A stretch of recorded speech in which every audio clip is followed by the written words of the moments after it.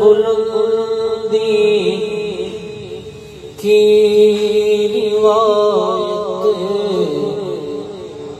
سر کٹانے سے چلی سبحان اللہ سر بلندی کی روایت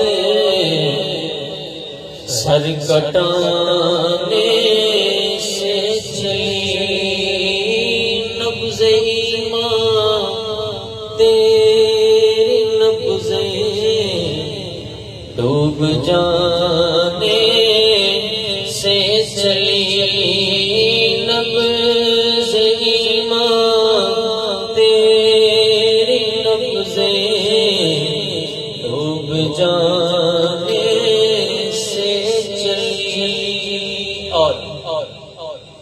جو لڑنے کی جگہ ہوتی ہے میدان کارزار ہوتا ہے جو میدان لگتا ہے تو اس کا قانون اور اصول یہ ہے کہ جو مار دیتا ہے وہ جیت جاتا ہے اور جو مر جاتا ہے وہ ہار جاتا ہے. اس کو دوسرے لفظوں میں یوں کہوں تو جو مقتول ہوتا ہے اسے کہتے ہیں کہ اسے ہار ہوئی یہ شکست کھا گیا اور جو قاتل ہوتا ہے مارنے والا ہوتا ہے وہ جیت جایا کرتا ہے اسے کہا جاتا ہے کہ اسے فتح نصیب ہوئی. لیکن کربلا کے میدان میں ایسا نہیں ہوا. کربلا کے میدان میں ایسا نہیں ہوا. جو قتل کیا گیا ہے وہ ہارا نہیں ہمیشہ کے لیے جیتا ہے اور جو قاتل ہے جو مارنے والا ہے وہ جیتا نہیں رہتی دنیا تک ہارتا ہی چلا جائے گا. شاعر نے اسی چیز کو بیان کرنے کی کوشش کی ہے کہ فتح اس کو کہتے ہیں کہ بندہ مار دے بندہ قتل کر دے اور شکست اسے کہتے ہیں کہ بندہ قتل ہو جائے. لیکن کربلا میں شکست کا معنی وہ نہیں جو لوگ بیان کرتے ہیں فتح کا معنی وہ نہیں جو لغتیں بیان کرتی ہیں بلکہ فتح اور شکست کا معنی کیا ہے. شاعر نے کمال کی توجہ سے شعر سنیے گا اگر سمجھ آ جائے سرور آ جائے تو سبحان اللہ بھی کہیے گا. شاعر فرماتے ہیں تو نے مانی بدل ڈالے شکست و فتح کے تو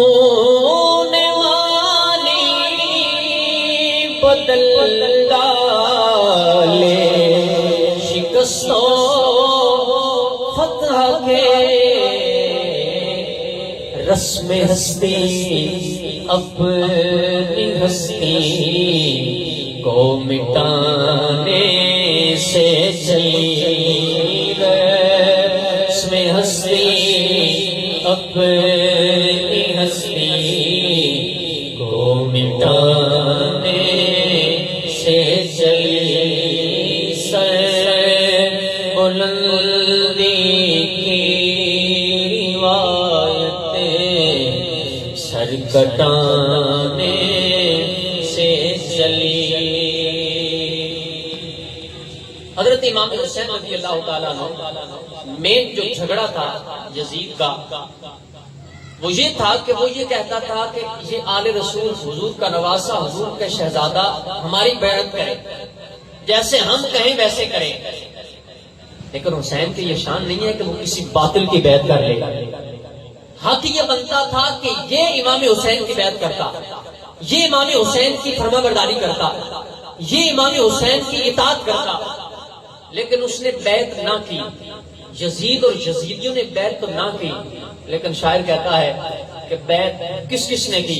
توجہ سے شعر سنیے گا سرور آئے گا. فرماتے ہیں آنے والا لمحہ لمحہ تیری بیعت کر چکا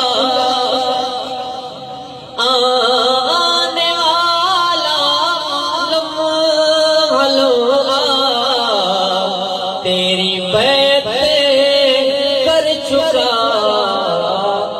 بات تیری از سرے ہر زمانے سے چلی